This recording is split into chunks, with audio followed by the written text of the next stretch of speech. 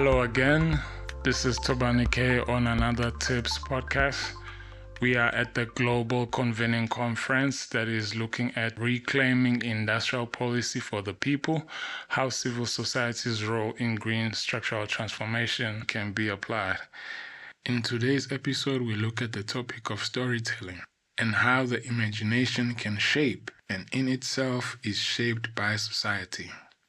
Trade and industrial policy strategies has acknowledged the arts and crafts sector as part of South Africa's broader cultural and creative industries, particularly within industrial policy frameworks like the Industrial Policy Action Plan, IPAP. In its work supporting inclusive industrialization and economic transformation, TIPS has recognized arts and craft as a potential driver of employment, skills development, and localized production, especially in rural and township economies. Film and television were identified in IPAP as priority industries because of their strong linkages to services, tourism, technology, soft power, and cultural exports. Find more readings on the TIPS website in relation to the creative economy. Without further ado, let's go to the podcast. I have a wonderful guest here today by the name of Indrani. Can you please tell our listeners who you are, where you're from, and what do you do? Wonderful. I'm so happy to be here with you. I'm Indrani Pal-Chaudri. I'm from India, from Calcutta. I live in the US and Canada, and I'm a filmmaker, a futurist, and a founder. And I'm a visiting lecturer at Princeton University, where I teach a class on mobilizing movements with art and film for human rights and social change. I'm also the founder of Open Origin, which is green energy and green power for data centers for AI, and green ammonia we create for decarbonizing the shipping industry. Okay, that's interesting. How long have you been doing that? Open Origin has been for 5 years, and we're now just, our projects are being funded, and we have a big project in India, we have a project in the Middle East and in the US. As a filmmaker, I've been a filmmaker since I was 14, and I was discovered by David Bowie when I was 19 and a student at Princeton. So it's a kind of a full circle there. But as a founder of Shakti Regeneration Institute and the Regeneration Generation Coalition, that's been the last 5 years. I've really focused on indigenous-led systems change in collaboration with science, technology, and business. How do you think business informs industrial policy? Business is an essential part of industrial policy, especially in today's world, because countries are not making the investments that they used to in infrastructure. So business is taking a very large role in that space. Certainly invite that to change, but currently that seems to be that business is leading the way. And so I think it's very important that industrial policy recognizes the needs of businesses as well as the needs of the people. And of course, the people has to come first. But understanding how businesses can work to fulfill those needs is a very important component. Can you tell us the inspiration behind two of some of your films and what were you trying to achieve with those films? The overarching theme of all of my work is transformation, and it's primarily transformation of consciousness, both for the individual watching and for society as a whole. So different films that I've done, different photography and writings and things that I've done, they all come together. They all share themes of really utilizing the time that we have on this planet to connect with others, to make things better. And especially in the last few years, my focus has really become on systemic change. I started out with a school in India that I founded when I was 18 and working in very narrow areas that I felt a great calling to support. And I've run that school for 25 years, but now it's expanded into this much larger objective, which is to create systemic change, to not just be putting band-aids on the problems working in a philanthropic model is very often a very narrow lens. And I've come to realize that as a creative person, as an artist, the most important work I can do is to help to create society the way that it could be, the way it should be, in my opinion. So in other words, you help people to imagine. Yes. Yes. I really believe that through imagination, we can then co-create the world in much better ways than we can if we let our fear or let the status quo intimidate us into acceptance of things that are, quite frankly, unacceptable. Sure.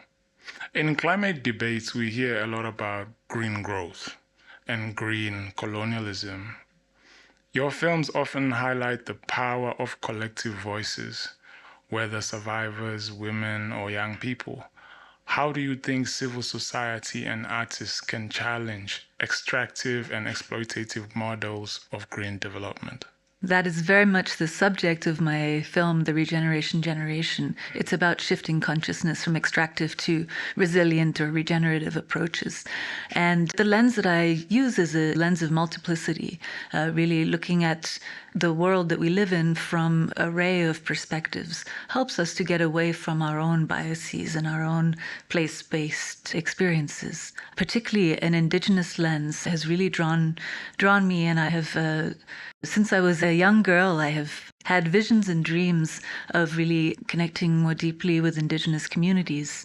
And I've been very blessed to be invited to do just that. And I've been working closely with communities from the Amazon, from Acre, particularly the Puyanawa people for the last 4 years. I've been spending large amounts of time living with the community and with many other communities around the world in this process of understanding where we are now, what the possibilities are through a perspective that is deeply rooted in values and nature and what it really means to be human.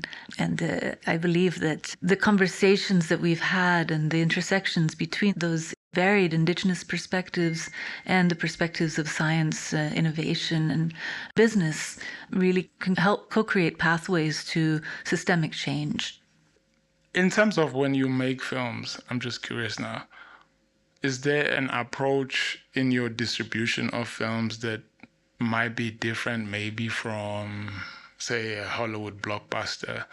Because I feel like in as much as you are creating these films, there is an intention for awareness in the subjects that you are touching on. So can you just speak on that in terms of how you distribute and maybe co-create dialogue? Absolutely. Well, let me take a step back. I started as a filmmaker from being a photographer and from working on many campaigns, shaping brands, working in marketing. My career was launched by David Bowie. He discovered some of my early work and he commissioned my first photo shoots, which were all sales tools. They were, his album cover, a music video for him. That was my first directing of a large project. And so each of these are ostensibly a commercial vehicle. But the music video, for example, was Valentine's Day, which was about mass school shooting, where he embodied a young man who was so disenfranchised that he shot all of his friends in this story. So, I've really consciously used the tools of marketing, of, the commercializing process, but taken that for the subject matter that I care the most about. And I've been working with the nonprofit on, and now with the for-profit as well. So really aligning the tools of our commercial storytelling processes, but not doing it with the goal of commercial success, but rather of a transformative impact. And I've been very fortunate to be able to make that transition. It was quite difficult to do. So it's required a lot of innovation in terms of how to finance the films, how to work with the press, work with marketing, to do my own distribution in many cases, or find partners who can align with those processes.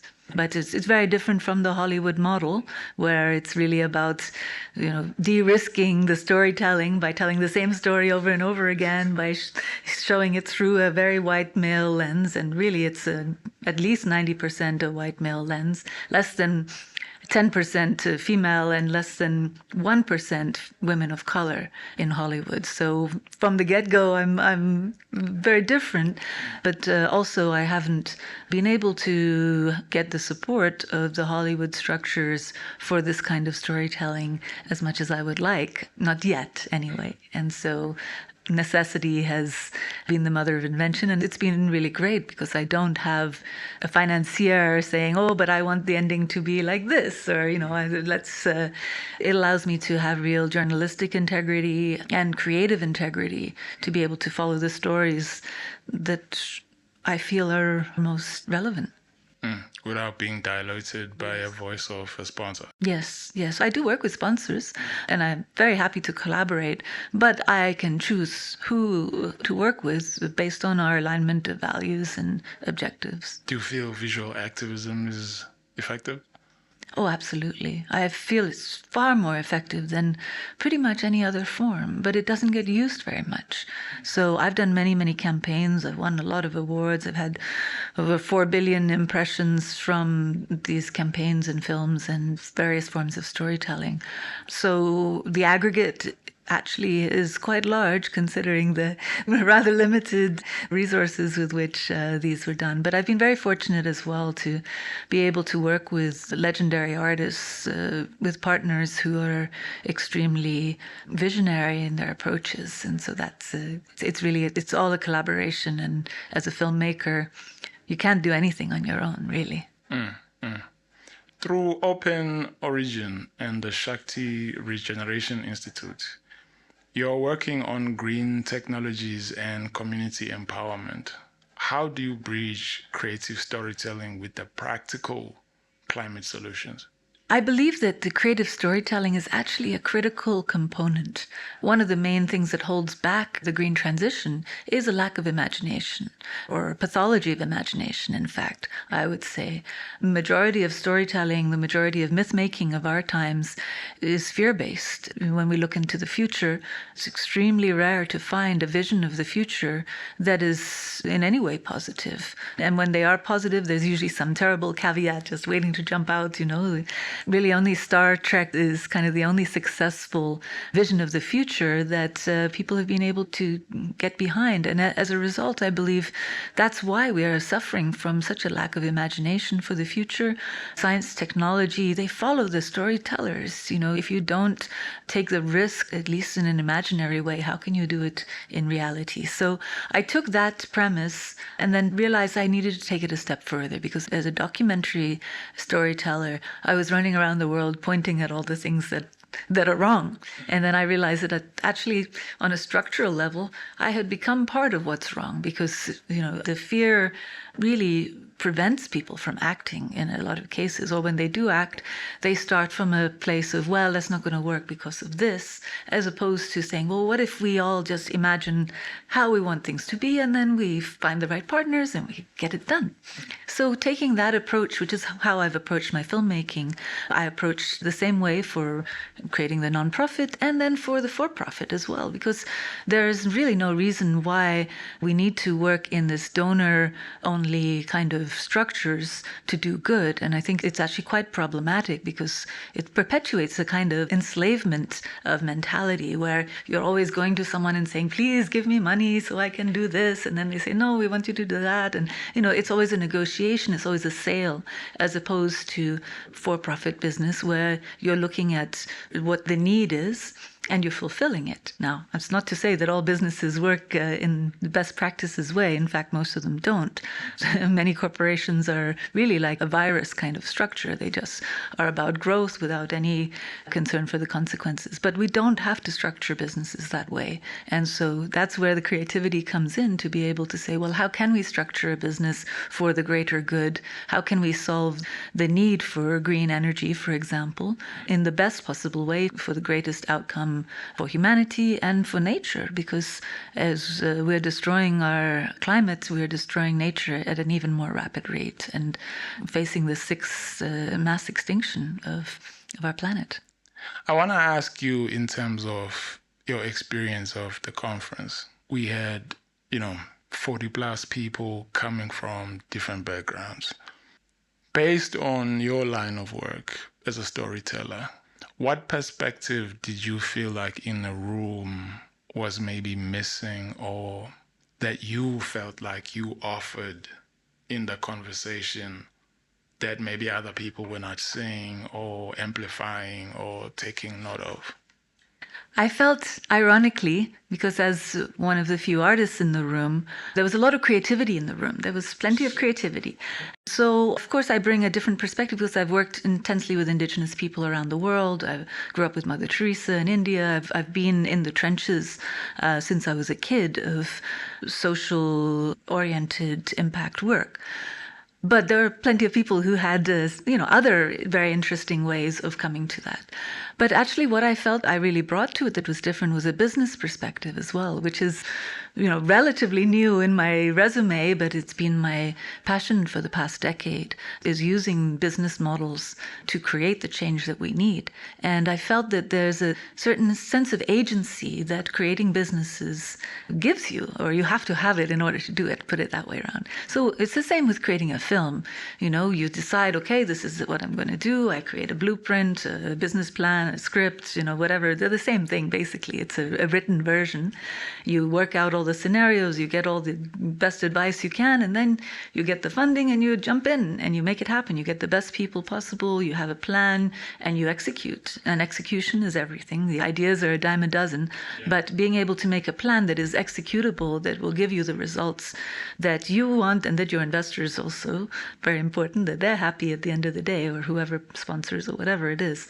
But that structure is a very practical approach. And I find that being able to do that, and the work that we've been doing at Open Origin to scale up solutions for green energy, for AI data centers, for example, this is one of the big gaps that humanity has right now, that we are all addicted to AI already, and the demand for energy is going to increase by 10 times in the next decade, according to studies. We don't have 10 times more energy, even if we burn every fossil fuel that we possibly can, and it looks like we're doing as much as we can. It will not give us the amount of energy that's needed for that kind of scaling up of AI. So we have to use green solutions, these kinds of grid-free solutions that we're developing. It's actually very exciting because we can use the demand, the need that humans have for information and knowledge to actually help the green transition to happen, because it's not a question of replacing fossil fuels anymore. It's additive. But because we're able to do it at the same price as the fossil fuels, the economic principles the price will keep going down of the solar and the green. So the economic principles will take us to the place where we need to be. The question is how quickly we can do that. And that's where, being able to accelerate policy, being able to work together with civil society, with all the stakeholders, very important, because those who harm the most by climate are the vulnerable communities, the women, the indigenous communities. Those who've contributed the least to destroying our planet are the ones who are facing the consequences the most. So it's really important that we use business-like approaches to solving these problems. I heard a lot of shoulds in the room. I heard a lot of, there's a responsibility, the companies should do this, the countries should do that, the global north should repay the global south. I completely agree, but they're not going to do it unless we make it interesting for them. And there's only two ways to do that. You can either, point a gun at someone to force them to do something, or you can give them something that works well with what they're looking for. And that's the approach that I've been taking. On the note of pointing a gun at them, I don't know. I point a camera at them, and that has also certainly a power, because when people are put on the spot, they actually are more likely to say what they really believe, and then you can hold them accountable because they said it on camera. I hear you. My last question. I don't know how aware of Africa and its opportunities and its shortbacks, but I just wanted to think, as a filmmaker, if we were to direct a film about the current struggles over tariff wars, natural resources, and energy in Africa, what story would you want to tell? There are so many stories to tell about Africa, and I'm really excited to engage with that. I have one project already that's advancing, which is actually a story about Mami Wata. And it's such a beautiful story because it goes back to the root of African cultures, obviously so many different African cultures, but it's one story that comes up across the board throughout the diaspora as well, all the way to Brazil. The stories have traveled the world with the colonial and slavery projects. And so tracing Mami Wata's journey through the world and the way in which he influences us. I love to mix mythology with the hard-nosed realism, because I believe that that's where our dreams, our aspirations, and our capacities come from, is what we believe, the stories that make us love and laugh and dream.